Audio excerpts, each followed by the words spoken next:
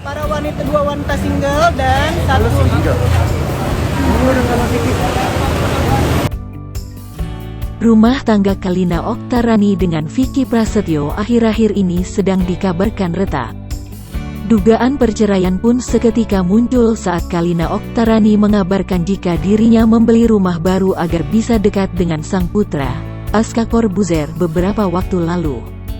Di saat rumah tangganya dikabarkan retak, Kalina pilih menghabiskan waktu bersama sahabat-sahabatnya. Dalam kesempatan itu, Kalina mengaku jika dirinya saat ini single. Ivan Gunawan pun langsung kaget saat Kalina menyebut dirinya single. Lantas pria yang akrab disapa Igun itu langsung menanyakan pertanyaan terkait rumah tangga Kalina dengan Vicky Prasetyo. "Lo single? Emang lo sudah nggak sama Vicky?" "Hah?"